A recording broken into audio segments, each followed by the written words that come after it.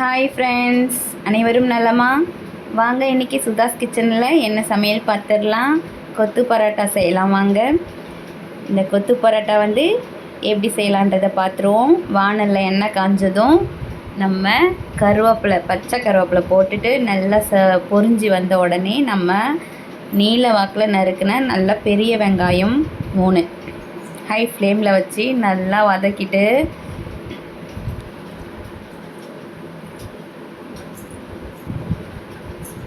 கொஞ்சம் சால்ட்டு போடுறோம். கொஞ்சம் சீக்கிரமாக வதங்கிடும். ஃப்ரெண்ட்ஸ், இது கொத்து பரோட்டா எப்படி நான் செய்ய போகிறேன் அப்படின்னாக்கா, நைட்டு சப்பாத்தி செஞ்சேன். அதில் மீந்து போன சப்பாத்தி நான் மீறுறதுக்காகவே சப்பாத்தி எக்ஸ்ட்ரா போட்டுருவேன். ஏன்னா காலையில் இது செய்கிறதுக்காக.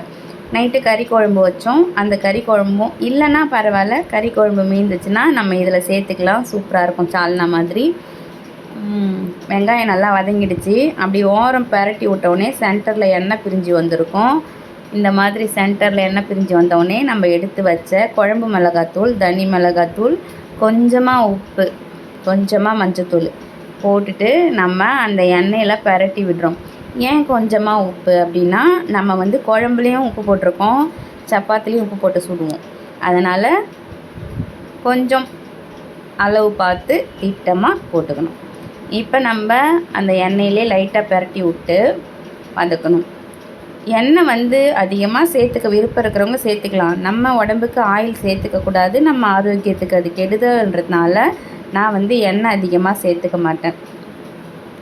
ஸோ இப்படி நல்லா அந்த பரட்டி விட்டு அந்த எண்ணெயிலே லைட்டாக பரட்டி விட்டுட்டு இன்னும் கொஞ்சம் நல்லா இதுவாகணும் அப்படின்னு சொன்னால் நம்ம லேசாக தண்ணி ஊற்றி கூட பரட்டி விடலாம். நான் அப்படி தான் ஒரு சொட்டு ஊற்றி பரட்டி விட்ருக்கேன், இடையில் பார்த்துருப்பீங்க. இப்போ நம்ம ஃபஸ்ட்லேயே ஆயில் நிறையா சேர்த்தோம்னா எல்லாமே வெங்காயம் இந்த மசாலாலாம் இழுத்துக்கும். முட்டைக்கு தனியாக நம்ம எண்ணெய் பத்தாது அது. அதனால் இப்படி ஓரமாக ஒதுக்கி விட்டுட்டு இப்போ எண்ணெய் சேர்த்து கொஞ்சம் நம்ம முட்டையை பரட்டிக்கலாம். இந்த ஓரத்தில் வெங்காயத்தெலாம் அந்த ஓரம் போட்டு பரட்டிடுறோமா, முட்டையை இதில் எண்ணெயில் ஊற்றி நம்ம இந்த மாதிரி பரட்டிடலாம். அப்போ முட்டைக்கும் கூடுதல் சுவை கிடைக்கும் எண்ணெயெல்லாம் சேர்ந்து. இப்போ அந்த மசாலா, ஓரம் இருக்க மசாலா எல்லாத்தையும் இதில் சேர்த்து பிளெண்ட் பண்ணி நல்லா ஃப்ரை பண்ணிவிட்டு இந்த மாதிரி ஆனவுடனே நம்ம சப்பாத்தியை பிச்சு வச்சுருக்கோம் இல்லையா, பொடிசாக, அதை நம்ம இதில் சேர்த்துக்கலாம். சேர்த்துட்டு நல்லா பரட்டி விட்டுட்டு தேவைக்கு வேணால் இன்னும் கொஞ்சம் உப்பு சேர்த்துக்கலாம். பார்த்துட்டு உங்களுக்கு தெரியும் நம்ம எவ்வளோ உப்பு சேர்த்துருக்கோம் சப்பாத்திக்கு குழம்புக்கு அப்படின்னு சொல்லிவிட்டு, அதனால் அதுக்கு தகுந்த மாதிரி நீங்கள் திட்டமாக உப்பு சேர்த்துக்கணும். இந்த ஸ்டேஜில் பரட்டி விட்டுட்டு கொத்தமல்லியும் கொஞ்சம் பச்சை கருவேப்பிலையும் போட்டுட்டு இன்னும் கொஞ்சம் நல்லா பரட்டி விட்டுட்டு நல்லா ஒரு 3 கிளாஸ் தண்ணி ஊற்றிட்டு அப்படியே நம்ம மூடி வச்சிடலாம். ஒரு மீடியம் ஃப்ளேமில் மூடி வச்சோன்னா ஒரு 3 நிமிஷத்துலேயே நல்லா சுண்டி வந்துடும் சூப்பராக. ஆமாம், நீங்கள் ஒரு முறை ட்ரை பண்ணி பாருங்கள், கண்டிப்பாக உங்களுக்கு பிடிக்கும். வீடியோ பிடிச்சதுன்னா மறக்காமல் லைக் பண்ணுங்கள்.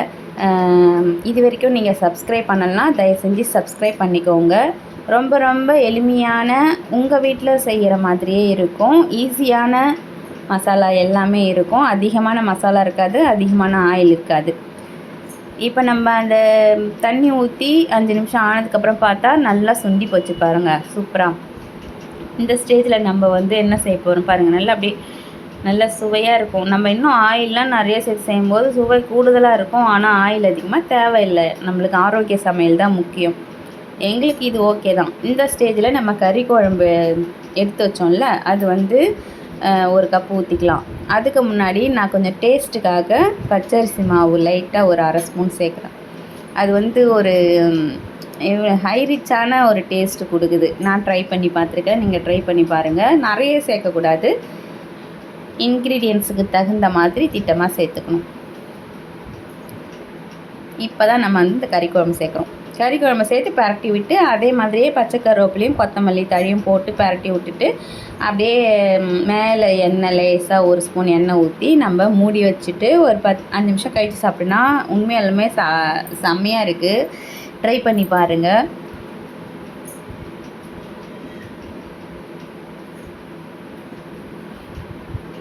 பிடிச்சிருந்தா லைக் பண்ணுங்கள் ஃப்ரெண்ட்ஸ், கமெண்ட் பண்ணுங்கள், ஷேர் பண்ணுங்கள், மறக்காமல் சப்ஸ்கிரைப் பண்ணிவிடுங்க. அதுதான் ரொம்ப முக்கியம்.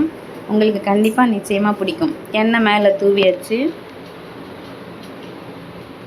பச்சை கருவேப்பிலையும் போட்டாச்சு, கொத்தமல்லி தழையும் போட்டாச்சு.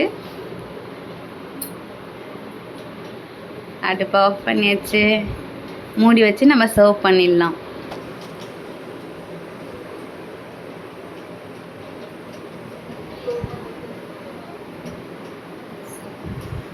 அவ்வளோதான் ஃப்ரெண்ட்ஸ், சமையல் முடிஞ்சிச்சு. சப்பாத்தியை வச்சு நம்ம முட்டை பச்சி கொத்து பரோட்டா செஞ்சாச்சு. மறக்காமல் லைக் பண்ணிவிடுங்க. டாடா.